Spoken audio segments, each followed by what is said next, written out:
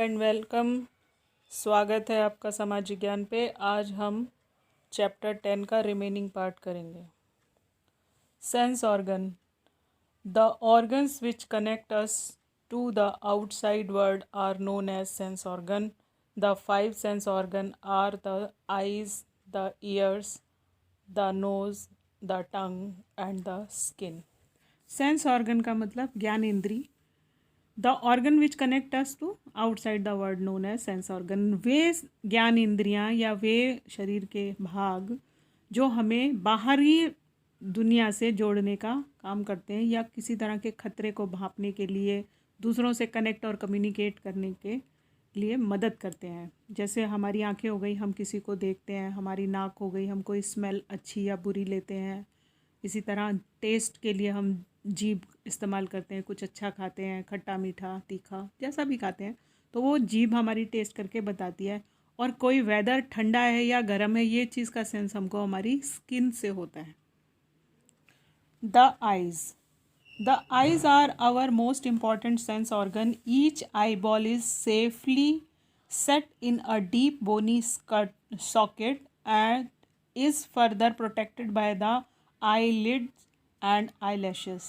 These help to keep dust and dirt out of our eyes. In the front portion of the eye, there is a circular transparent area called the cornea. The colored circle in the eye is the iris. अब देखिए, आपकी आँख जो है वो एक बहुत important sense organ है। आँखों का जो ये आँखें जो है हमारी, ये किसके अंदर है? एक बोनी स्कल के अंदर है। आपकी जो खोपड़ी है, ढांचा है ये हड्डियों का, इसके अंदर 2 गड्ढे हैं और उनके अंदर आपकी आँखें फिट हो रखी हैं। वो कैसी हैं? जैसे सॉकेट के अंदर कोई चीज़ फिट होती है। जैसे अभी हमने इससे पहले सॉकेट बॉल जॉइंट्स पढ़ा था, तो वो कैसे एक गोल सा आधा गोला का हिस्सा और उसके अंदर बीच का हिस्सा फिट हो रखा है ताकि आपकी मूवमेंट ज़्यादा हो पाए। अब सेम चीज़ यहाँ पे भी है कि आँखें जो हैं वो हड्डियों के अंदर हैं, इसलिए क्योंकि आँखें जो हैं वो सॉफ्ट पार्ट होती हैं, चोट लगने का डर रहता है, तो उसके ऊपर क्या है? हड्डियों का कवर है। इतना ही नहीं, आपकी आँखों के ऊपर आई लैशेज़ हैं और आई लिड है। आई लिड मतलब आँखों का ढक्कन है जो आपकी पलकें हैं, और आई लैशेज़ हैं जो आँखों के ऊपर लंबी लंबी आपकी पलकें हैं। एक तो आंखें बंद करते हैं, जब आप सोते हैं तो आंखें बंद करते हैं, ये हो गई आई लिड। और जो इनके ऊपर बाल हैं सीधे सीधे से, वो हो गई आपकी आई लैशेस। आई लैशेस का क्या काम है? अगर मिट्टी धूल आ रही है तो आपकी आंखें क्या होती हैं? बंद हो जाती हैं। कुछ जैसे छींक आ रही है तो आईज बंद हो जाती है ताकि जम्स जो है वो आँखों के अंदर ना जाए। In the front portion of the eye there is a circular transparent area called the cornea. The colored circle in the eyes is the iris. अब देखिए, आपकी आंखों के ऊपर जो सबसे पहला हिस्सा आप देखते हैं ये होता है आपका कॉर्निया, ट्रांसपेरेंट। अब ये आप इसकी इमेज देखिए, यहाँ पे जो फ्रंट पोर्शन है ये कॉर्निया है, ये लेंस है बेसिकली। और इसके ऊपर जैसे जिनकी आइज़ में, जिनको चश्मा लगा रहता है, जब वो आई लेंसेज लगाते हैं ना, कॉन्टैक्ट लेंसेज, तो वो कॉर्निया के ऊपर ही लगाते हैं। सेकंड है प्यूपिल, फिर है आइरिश, फिर है लेंस और ऑप्टिक नर्व्स और रेटिना। अब आप इस चीज़ को समझिए, आपकी आँख बेसिकली कैमरे के जैसे काम करती है। जैसे आपके हाथ में अगर कोई एंड्रॉयड फ़ोन है तो आप उसको टर्न करके पीछे देखिए, उसमें कैमरा है, और उस कैमरे में आप देखेंगे एक सर्कल है, उस सर्कल के अंदर एक छोटा और सर्कल है, और उस सर्कल के अंदर एक छोटा सा लेंस है। और जो इमेज आप देखते हैं फ़ोटो के फ़ोन की स्क्रीन पे, वो इमेज आपकी कैप्चर कहाँ होती है? आपके ब्रेन में कैप्चर होती है। वो आपको सेंस करने में, समझने में मदद देती है कि आप सामने क्या चीज़ देख रहे हैं।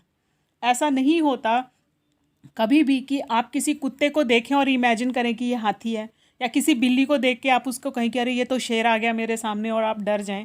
ऐसा नहीं होता। क्यों? क्योंकि आपने जो चीज़ें पढ़ी हैं और आपके माइंड ने जो चीज़ कैप्चर कर रखी है, आपने D for dog, A for Apple, इस तरह से वो करा है। तो जब आप एप्पल बोलते हो तो रेड कलर की इमेज एप्पल की माइंड में आती है। जब शेर बोलते हैं तो बालों वाला एक जानवर बड़ा सा दिमाग में आता है। तो ये इमेजेस से जो आपके ब्रेन में स्टोर हो रखा है और जो आपको सामने दिख रहा है, उससे वो दोनों चीज़ें क्या होती हैं?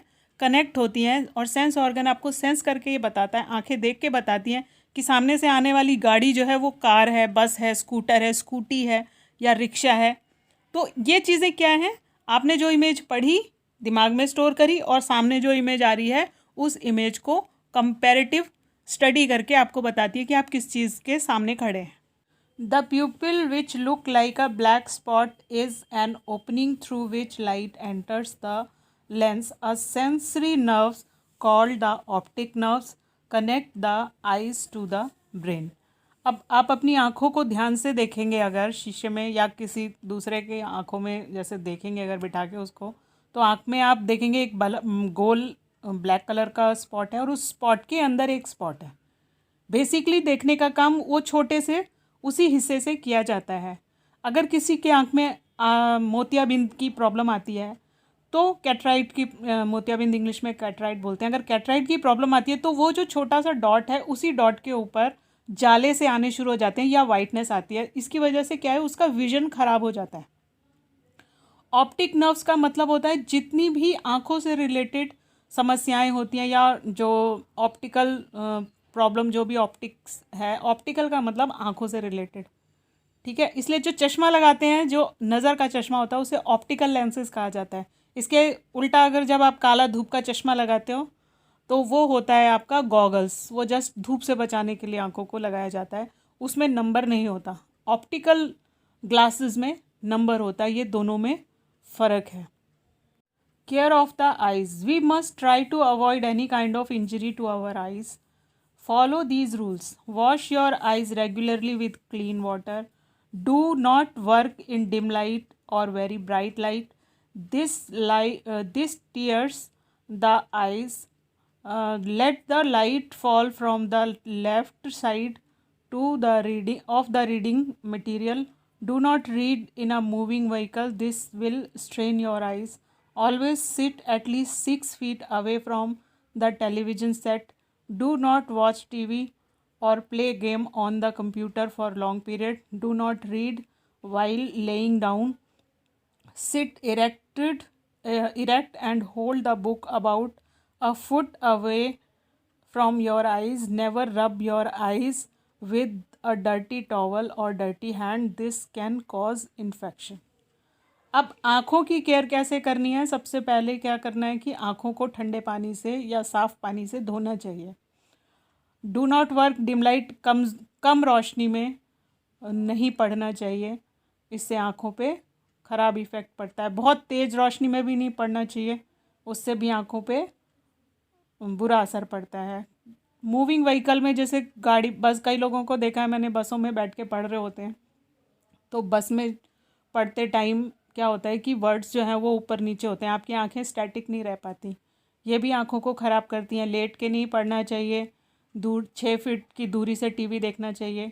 ये जितनी भी इसमें इंस्ट्रक्शंस दे रखी है, मेरे ख्याल से 90% लोग इसको फॉलो नहीं करते हैं और इसी वजह से प्रॉब्लम्स जो हैं वो आइज़ की डे बाय डे बढ़ती है। अगर आप लॉन्ग टाइम तक कंप्यूटर पे बैठ के काम करते हैं, आप 2 घंटे बैठ के अगर कंप्यूटर पे काम करते हो, तो ये काम जो है वो 20 किलोमीटर पैदल चलने जितनी थकान देता है। तो इसलिए जो लोग बहुत टाइम तक काम करते हैं, मैं खुद भी कंप्यूटर पे बहुत टाइम काम करती हूँ बैठ के, तो मुझको भी जब स्पाइनल पेन होने लगा तो डॉक्टर ने कहा जी आप ऐसे क्या करो, 10 मिनट के बाद में ब्रेक लिया करो। बट ऐसा कई बार ना पॉसिबल नहीं होता, क्योंकि आप किसी चीज़ के लिए माइंड बना के बैठे होते हो, अब बिल्कुल फोकस हो रखे हो, अब आधे 10 मिनट उठ गए तो भूल ही गए कि क्या कर रहे थे। तो कई बार तो ये चीज़ें पॉसिबल नहीं होती, लेकिन फिर भी आप लोग छोटे हैं तो आपको ये चीज़ ध्यान रखना चाहिए कि बहुत टाइम तक कंप्यूटर, टीवी या फ़ोन लेके नहीं बैठना चाहिए। गंदे हाथों से आँखों को रब नहीं करना चाहिए, हाथ धो लेना चाहिए और गंदे टॉवल भी यूज़ नहीं करने चाहिए, किसी दूसरे के तो बिल्कुल ही नहीं करने चाहिए। The ears, our ears help us to hear sound, they also enable us to keep our balance. The outer ear help us to receive and the direct sound waves to the inner ear. Follows these rules. Care of ear, never clean your ear with pointed object like a match stick और a hair pin. अब कान जो है, कान आपको sound सुनने में मदद करते हैं और हमें बैलेंस करने में। देखिए, आप रास्ते से जा रहे हो और आपने हॉर्न की आवाज़ सुनी तो आप क्या करते हो, पलट के देखते हो। लेकिन एक सोचिए कि एक ऐसा व्यक्ति जिससे सुनाई नहीं देता, हॉर्न बजता रहेगा, वो चलता रहेगा और क्या होगा अल्टीमेटली कि वो कहीं इंजर्ड हो सकता है गाड़ी वाले का ब्रेक फेल हो, या वो उसने सोचा मैंने हॉर्न बजा दिया, ये जब तक मैं वहाँ पहुँचूंगा ये हट जाएगा, और वो नहीं हटता है तो क्या होगा, एक्सीडेंट हो सकता है। केयर ऑफ द ईयर, कानों की देखभाल। Never clean your ear with a pointed object like match stick और a hair pin, you may injured the ear drum inside. कानों को कभी भी पॉइंटेड ऑब्जेक्ट से साफ़ नहीं करना चाहिए, जैसे माचिस की तीली या हेयर पिन वगैरह, इससे एयर ड्रम जो है वो अंदर से इंजर्ड हो सकता है। Use dry towel to clean your ears, do not let water enter your ears. सूखे तौलिए का इस्तेमाल करना चाहिए कानों को साफ़ करने के लिए, और कोशिश करनी चाहिए कि कानों के अंदर पानी ना जाए। Go to the doctor if you have an ear access. अगर कानों में दर्द है या कोई कानों की प्रॉब्लम हो रही है तो आपको डॉक्टर को जाके दिखाना चाहिए। The nose, we breathe and smell through our nose. The sense of taste and the sense of smell are linked. There are many nerves ending in the upper part of our nose. These are sensitive to smell. Care of nose, keep your nose still clean by blowing your nose gently. The hair inside the nose keep out dust that is present in the air, so breathe through your nose. Do not pick your nose. Inhale steam to clear a blocked nose. नाक हमारा sensitive part होता है जो हमें smelling करने में, smell लेने में हेल्प करता है। हमें नाक की सफाई रखनी चाहिए, मतलब जब हमारे नोस्टिल रुंध जाते हैं, बंद हो जाते हैं, तो हमें गर्म पानी से भाप लेके उसको क्लीन करना चाहिए। उसकी हमेशा खुदाई नहीं करते रहना चाहिए, से नेल्स जो हैं वो नोज़ के अंदर लग सकते हैं। उसके अंदर के जो हेयर रहते हैं उसको क्लीन रखना चाहिए, क्योंकि ये जो बड़े पतले पतले छोटे छोटे बाल होते हैं ये डस्ट और मिट्टी को नाक से सिर में जाने से रोकते हैं। The tongue is the main organ of taste and it enable us to speak, and surface of the tongue is covered with tiny bumps. Inside these bumps are some cells called taste buds. The nerves ending in the taste bud that detected the four major tastes: sweet, salty, sour and bitter. Food tastes better than when we can smell it. When a cold blocks our nose, food does not taste so good.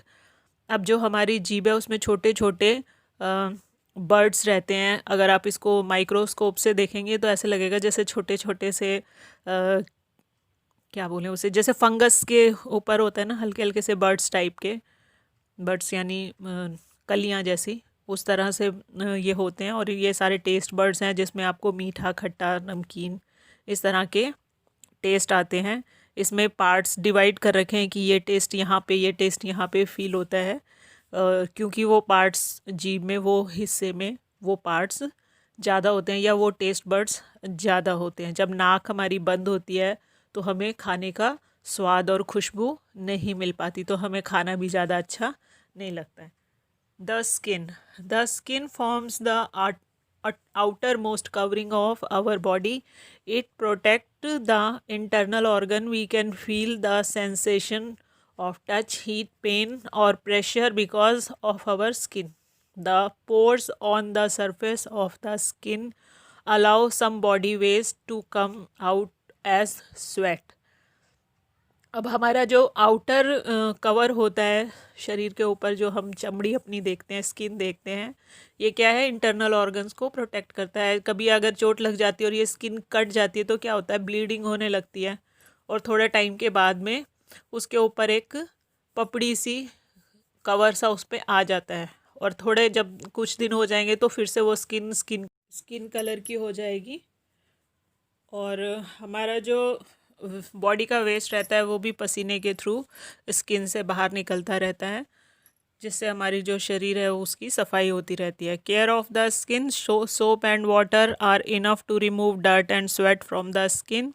Dry yourself thoroughly after bathing and wear clean and comfortable clothes. Clothes should be loose enough for the passage of fresh air when the weather is warm. A stretch or cut on the skin should be treated with an antiseptic lotion to prevent infection. अब ये सब कुछ हम लोग रोज करते ही हैं, साबुन और पानी से खुद को साफ़ करते हैं ताकि मिट्टी और पसीने से मुक्ति मिले। अपने आप को टॉवल से सुखाते हैं जब नहाते हैं तो, और उसके बाद ऐसे कपड़े पहनते हैं जैसे सूती कपड़े जो कंफर्टेबल होते हैं, जिनसे शरीर को आराम मिलता है। और अगर कभी कहीं कोई कट वट जाता है स्किन के ऊपर तो हमें उसके ऊपर एंटीसेप्टिक लोशन, डेटॉल वगैरह लगा के उसके ऊपर सोफ्रामाइसिन जैसी दवाई लगानी चाहिए ताकि वो जल्दी से ठीक हो जाए और उसके ऊपर इन्फेक्शन ना हो। तो ये था पूरा चैप्टर। आई होप कि आपको पसंद आया होगा। Thanks for watching.